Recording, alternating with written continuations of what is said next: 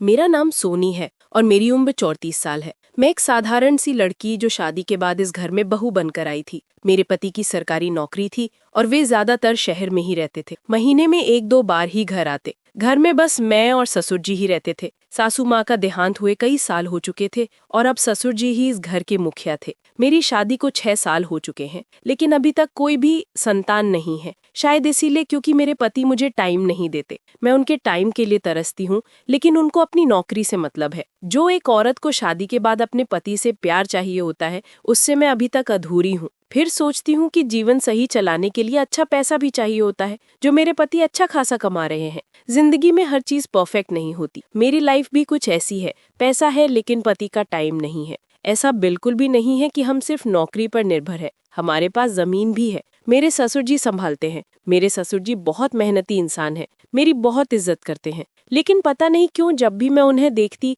एक अजीब सी गर्मी मेरे अंदर दौड़ने लगती थी। शायद इसलिए क्योंकि वो एक मजबूत कद काठी वाले मेहनतकश इंसान थे। खेतों में दिन भर पसीना बहाते और शाम को थके हारे लौटते। उनके चेहरे पर उम्र की लकीरें थी, मगर शरीर में अब भी वो ताकत थी जो किसी जवान आदमी में होती है। उस दिन की बात है, गांव में एक बड़ा धार्मिक आयोजन था। घर के सारे रिश्तेदार पड़ोसी वहां गए थे, लेकिन मैं नहीं जा पाई। सुबह से काम करते करते बहुत थक गई थी, इसलिए सोचा घर पर ही आराम करो। ससुर जी भी नहीं गए थे। शायद उन्हें इन सब चीजों में ज्यादा रुचि नहीं थी। दोपहर का समय था, गर्मी जोरों पर थी और घर में सिर्फ मैं और ससुर जी थे। मैंने घर का काम निपटाया और फिर नहाने चली गई। ठंडे पानी ने मेरे शरीर को सुकून दिया। कपड़े बदलने के लिए जब मैं कमरे में आई तो देखा कि पलंग की चादर गंदी हो चुकी थी। मैंने उसे निकालने के लिए चारपाई को हिलाया, लेकिन चादर को निकालने में जोर लगाना पड़ा। ससुर जी ने कहा, अरे बहू क्या कर रही हो? मैं चौंकी। ये ससुर जी की आवाज थी। मैंने कहा, चादर निकाल रही थी पर फंस गई है। ससुर जी ने कहा, रुको मैं मदद कर देता हूँ। वो मेरे पास आए। मुझे उनकी महक साफ महसूस हो रही थी, पसीने और मिट्टी की मिली जुली खुशबू। उन्होंने चारपाई को थोड़ा झुकाया और चादर बाहर निकाल दी। मैंने राहत की सांस ली, लेकिन तभी मेरी नजर उनके मजबूत हाथों पर गई, जिनमें उभरी नसें और मेहनत के चिन्ह साफ दिखाई दे रहे थे। मैंने चादर पकड़नी चाही, लेकिन हम दोनों का हाथ एक दूसरे से छू गया। एक हल्की सी झंझनाहट मेरे अंदर दौड़ गई। मैंने झट से हाथ खींच लिया, लेकिन मेरी धड़कनें बढ़ चुकी थी। ससुर जी ने भी मेरी आंखों में कुछ पल देखा, फिर बिना कुछ कहे वहां से चले गए। पर मैं वहीं खड़ी रही, अपने भीतर उठते तूफान को महसूस करते हुए। ये क्या था? क्यों मुझे उनका साथ इतना अजीब लगने लगा था? क्या ये एक बहू और ससुर के रिश्ते से परे था? उस दिन के बाद से मैं खुद को बदलते हुए महसूस करने लगी। ससुर जी के सामने आते ही दिल की धड़कन तेज हो जाती, हाथ पैर ठंडे पड़ जाते। ऐसा पहले कभी नहीं हुआ था, पर अब हर बार जब वो मेरे करीब होते, मैं अजीब सी बेचैनी महसूस करती। अगली सुबह जब मैं रसोई में चाय बना रही थी, तभी ससुर जी बाहर से लौटे। शरीर पर हल्की मिट्टी लगी थी, शायद खेत से आ रहे थे। उन्होंने कहा, बहू चाय बनी क्या? मैंने कहा, हाँ बस ला रही हूँ। मैंने ट्रे में चाय रखी और उनके सामने रख दी। वो खामोश बैठे चाय पीने लगे। मैं भी वहीं चौके के पास खड़ी थी। मैंने अनजाने में उनकी तरफ देखा। उनकी आंखों में एक अलग ही गंभीरता थी, जैसे वो कुछ कहना चाहते हों लेकिन कह नहीं पा रहे। मुझे पता नहीं क्यों उनकी निगाहों से बचने का मन हुआ। मैंने सिर झुका लिया और जल्दी से रसोई में चली गई। पर जैसे जैसे दिन बीतते गए, मैं समझ गई कि अब मैं वैसी नहीं रही जैसी पहले थी। उस दिन गांव में बारिश हो रही थी, बिजली चली गई थी और घर में बस दिए की हल्की रोशनी थी। मैं आंगन में खड़ी थी। अरे की ठंडी बूंदें हवा के साथ मेरे चेहरे को छू रही थी। तभी पीछे से ससुर जी की भारी आवाज आई। उन्होंने कहा, बहू अंदर आ जाओ, भीग जाओगी। मैंने कहा, बस 2 मिनट, बड़ी अच्छी हवा चल रही है। उन्होंने कहा, ठीक है, पर ठंड मत लगवा लेना। मैंने मुड़कर देखा, वो दिए की रोशनी में खड़े थे और उनकी आंखें मुझ पर टिकी थी। मेरे कदम अचानक रुक गए। ये बस एक साधारण सी बात थी, लेकिन उनके कहने का तरीका, उसमें एक अपनापन था जो पहले कभी महसूस नहीं हुआ था। मैं जल्दी से अंदर आ गई। वो भी मेरे पीछे आकर बैठ गए। कुछ देर तक सिर्फ बारिश की आवाज आती रही, पर उस खामोशी में भी जैसे बहुत कुछ कहा जा रहा था। रात को मैं अपने कमरे में थी, पर नींद दूर दूर तक नहीं थी। उनके बारे में सोचकर दिमाग में अजीब से ख्याल आ रहे थे। मैं खुद को समझाना चाहती थी, ये गलत है, मैं उनकी बहू हूँ, ये सब नहीं सोचना चाहिए। पर जितना मैं इन बातों से दूर भागने की कोशिश करती, उतना ही मैं उनके बारे में सोचती चली जाती। उस दिन के बाद से सब कुछ वैसा ही था, फिर भी सब कुछ बदल चुका था। हर दिन वही काम कर रही थी, रसोई संभालना, खाना बनाना, घर की सफाई करना, पर मन कहीं और उलझा था। ससुर जी पहले जैसे ही थे, लेकिन मेरी नजरें अब उन्हें अलग तरह से देखने लगी थी। उस शाम मैं घर के आंगन में बैठी थी। हवा ठंडी थी, लेकिन मेरे भीतर एक अजीब सी गर्मी थी। तभी ससुर जी खेत से लौटे। उन्होंने कहा, बहू आज बहुत थक गया हूँ,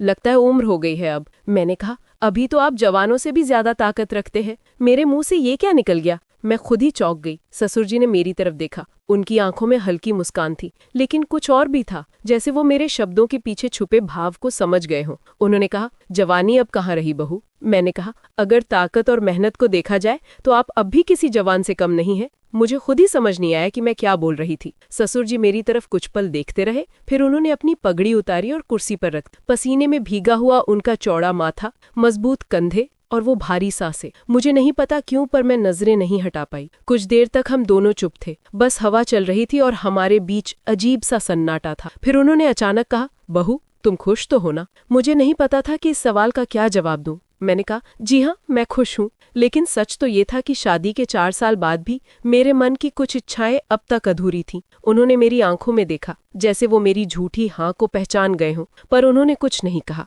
बस एक गहरी सांस ली और उठकर अंदर चले गए। मैं वहीं बैठी रही, दिल की धड़कनों के शोर के साथ। ये क्या था? उनकी आंखों में एक सवाल था और मेरे दिल में कई जवाब थे, जो मैं खुद को भी नहीं बता पा रही थी। क्या ये सिर्फ एक बहू और ससुर की बातचीत थी, या इसमें कुछ और भी था जो हम दोनों अब तक मानने से बच रहे थे? उस रात नींद आंखों से कोसों दूर थी। हर बात जो ससुर जी में कही, हर नजर जो उन्होंने मुझ पर डाली, सब बार बार दिमाग में घूम रहा था। एंड बहू, तुम खुश तो हो ना? ये सवाल सिर्फ एक सवाल नहीं था, बल्कि मेरे भीतर छिपे सारे एहसासों को कुरेद गया था। मैं अपने पति से बहुत प्यार करती थी, लेकिन उनकी गैर मौजूदगी ने मुझे एक खालीपन दे दिया था। क्या ससुर जी भी यही महसूस कर रहे थे? अगले दिन सुबह सब कुछ सामान्य था। मैं रसोई में काम कर रही थी और ससुर जी अखबार पढ़ रहे थे। उन्होंने कहा, आज मौसम अच्छा लग रहा है, खेत चलोगी? मैंने कहा, मैं? खेत? उन्होंने कहा, हाँ, हमेशा घर में रहती हो, बाहर जाओगी तो अच्छा लगेगा। मैंने थोड़ी झिझक के साथ हामी भरी,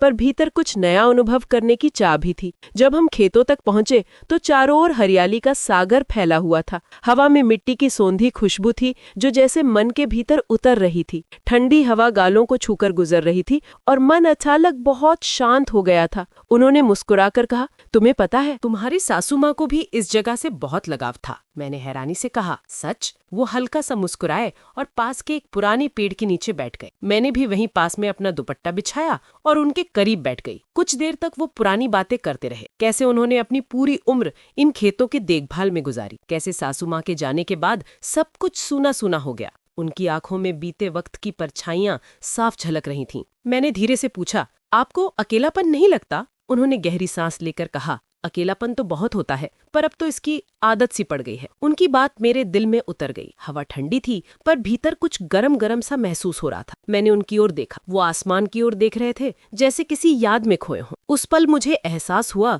कि हम दोनों किसी न किसी रूप में एक ही दर्द जी रहे हैं, अकेलेपन का दर्द। मैंने धीमे स्वर में कहा, ससुर जी, अकेलापन अगर आदत बन जाए तो इंसान खुद से दूर हो जाता है। उन्होंने मेरी ओर देखा। उनकी आंखों में एक हल्की चमक थी, जैसे मेरी बात को उन्होंने दिल से महसूस किया, पर शब्दों में बयां नहीं कर पाए। मैं नजरें झुका ली। कुछ पल की खामोशी के बाद हवा का झोंका आया और मेरी साड़ी का पल्लू उड़कर उनके कंधी पर जा गिरा। मैं घबरा गई, जल्दी से उसे खींचने लगी, लेकिन तभी हमारी उंगलियां छू गईं। वो एक पल जैसे ठहर गया। उनकी निगाहें मुझ पर ठहर गईं और मेरी सांसें थम सी गईं। मैंने पल्लू खींच लिया, पर दिल में कुछ अजीब सा महसूस हुआ। उनकी आंखों में जो था वो अनकहा था, पर बहुत गहरा। उन्होंने धीरे से कहा, बहू, अब घर चले? मैंने बस सिर हिला दिया, पर मन में तूफान उठ रहा था। क्या ये सिर्फ एक क्षणिक बात थी, या कुछ ऐसा जो हम दोनों महसूस तो कर रहे थे पर मान नहीं पा रहे? उस दिन के बाद सब कुछ सामान्य दिखता था, लेकिन भीतर बहुत कुछ बदल गया था। वो पल, वो टकराई हुई नजरें बार बार याद आ रही थी। मैं खुद को समझा रही थी कि ये सिर्फ एक संयोग था, पर जब भी वो पास आते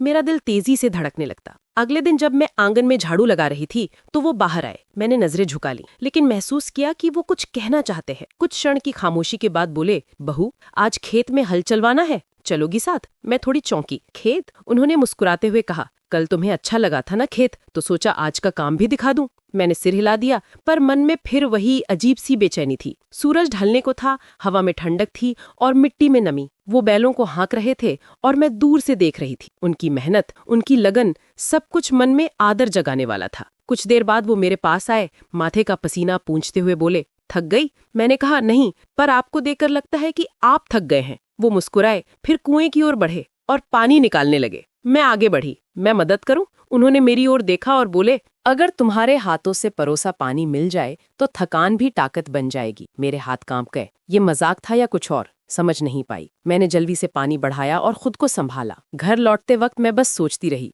मैं उनके प्रति ऐसा क्यों महसूस कर रही हूँ? क्या ये गलत है या ये सिर्फ अकेलेपन की एक गूंज है? मैंने खुद को समझाया, मुझे खुद को संभालना होगा। ये सिर्फ एक भावना है जो समय के साथ मिट जाएगी। शाम को जब मैं रसोई में की, वो खाट पर बैठे थे। मैं उनके लिए चाय बना रही थी। उन्होंने कहा, जब बेटा लौट आएगा तब तो तुम्हें मेरे लिए चाय बनाने की जरूरत नहीं रहेगी। मैंने मुस्कुराकर कहा, अब तो आपको मेरी चाय की आदत हो गई है। उन्होंने गहरी नजरों से देखा और बोले, आदतें कभी कभी मुश्किल बन जाती हैं बहू। मैंने धीमे स्वर में कहा, हाँ ससुर जी, कुछ आदतें इंसान को उलझा देती हैं, फिर समझ नहीं आता कि वो सही है या गलत। उनकी आंखों में एक अजीब सी गहराई उतर आई थी। मैंने आगे कहा, कभी कभी इंसान उसी चीज को अपना मान बैठता है जो उसके पास कभी रही ही नहीं। उन्होंने कप उठाया पर हाथ रुक गया। उन्होंने मेरी आंखों में देखा, फिर नजरें झुका लीं। बहू, कुछ चीजें जितनी दूरी पर रहें उतनी ही अच्छी होती हैं, उन्होंने कहा। मैंने सिर झुका लिया। उस रात बहुत देर तक सोचती रही, क्या मेरा मन सच में भटक गया था या मैं बस वो अपनापन ढूंढ रही थी जो मुझे अपने पति से मिलना चाहिए था। शायद हर औरत का मन प्यार और साथ की तलाश में भटक जाता है जब उसे वो अपने रिश्ते में नहीं मिलता। कुछ दिन बीते, फिर एक रात उन्होंने बेटे को फोन लगाया। उनकी आवाज में चिंता थी। बेटा, अब तुम्हें घर लौट आना चाहिए। तुम्हारी पत्नी तुम्हारी जरूरत महसूस कर रही है। अगर तुमने समय नहीं दिया तो शायद कुछ गलत हो जाए। बेटा पहले तो चुप रहा, फिर बोला, ठीक है पिताजी, मैं आ रहा हूँ। कुछ ही दिनों में वो अचानक लौट आया। मैं हैरान थी। आप अचानक? वो मुस्कुराया, अब मैं हमेशा के लिए यही हूँ। तुम्हें अब अकेलापन महसूस नहीं होने दूंगा। उस दिन पहली बार दिल से सुकून मिला। अब वो मेरे साथ वक्त बिताने लगे, मुझे समझने लगे, मेरा ख्याल रखने लगे। समय के साथ मैं माँ बनी, हमारी बेटी आई और घर में खुशियां लौट आईं। ससुर जी सब कुछ देखकर बस मुस्कुराते रहे। उन्हें सुकून था कि उन्होंने सही किया, अपनी बहू को बचा लिया, उसे उसके अपने के पास लौटा दिया। उन्होंने खुद से कहा, अब सब ठीक है, अब इसे मेरी नहीं अपने पति की जरूरत है। और सच में अब सब कुछ सही था। तो यही सच्चाई है, हर रिश्ते में समय, अपनापन और संवेदना जरूरी है। अगर इन्हें अनदेखा किया जाए तो इंसान कहीं और सुकून ढूंढने लगता है, पर जो अपना है वही असली सुकून देता है।